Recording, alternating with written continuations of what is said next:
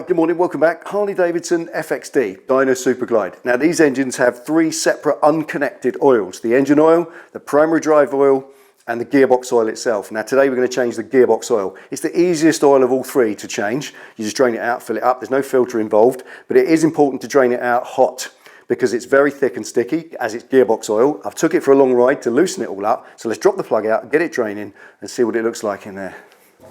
Right, now these don't hold a lot of oil, literally 700 ml, little more than a pint and a half, so you don't need a big drain pan, just an old roasting tin will do. Chuck it underneath, and it's the drain plug underneath the motor that faces downwards. I'll show you in the manual. Right, just to make it clear, separate oils means separate drain plugs underneath the sump. There's one on the side of the sump for the engine oil, we did that the other day, and this one is the one we want today. It's the one that faces directly downwards for the transmission.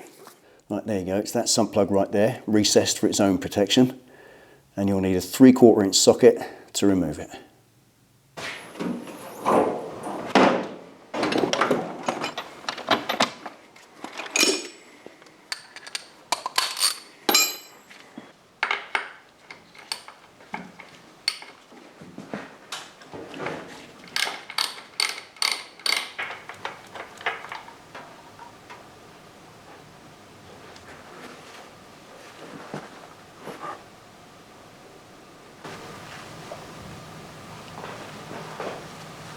Right, drain plug, give it the usual love, new O-ring, it's a single-use thing, check the threads are all immaculate and check the magnet. That's what you're looking for, that telltale splinters and swarf and chips of metal stuck to the magnet, and there are none. There are a couple of little iron filings at the most, little tiny specks, that's all. And for a gearbox, that's amazing. I've seen bikes that are 3 years old have more on the end of the gearbox plug than that. So that really is a bonus. I'm very happy with that. And look at the oil, it's exactly the same. It's still semi-see-through. I can see the bottom of the pan through it when I tip it side to side, and there is nothing in there at all. So that gearbox is in fine condition. Happy with that.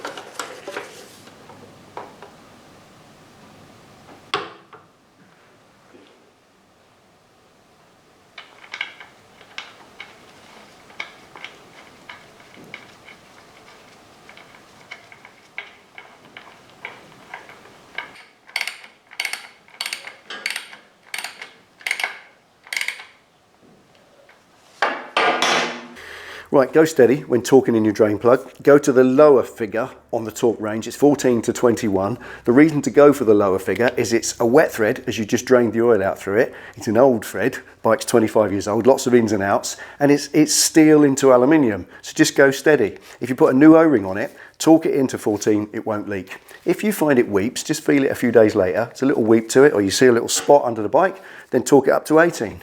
Or 20, as long as it stays within that range, it's fine. It's when you overdo it and strip out the thread on the sump, you enter the world of pain. And who wants that?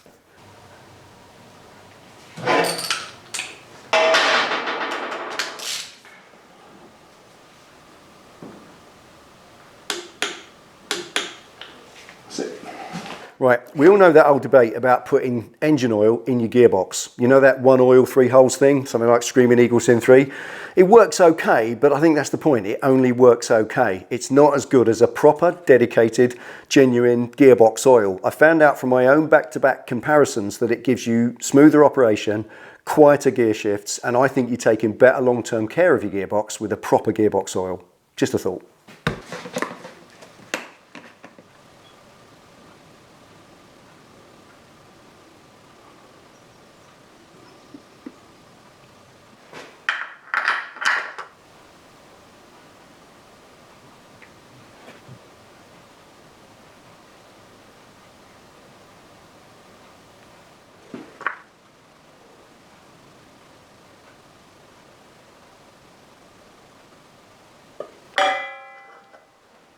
All right, with gearbox oil being as thick as it is, it's reluctant to move anywhere in a hurry. So it will take a little while to settle into all the corners of the gearbox and find its level. So put the correct amount in, stand back and leave it about 10 minutes, then come on with your dipstick, dip it in, don't screw it in. So it's bike upright, dipped, not screwed. Once you're happy with the level, screw it in, go for a test ride. Come on back, check for leaks, check for level, job's a good one. You've done your gearbox oil. Anyway, that's it for today. Thank you for watching. Join us in the next one. We'll do the primary oil and check the clutch adjustment. I'll see you then.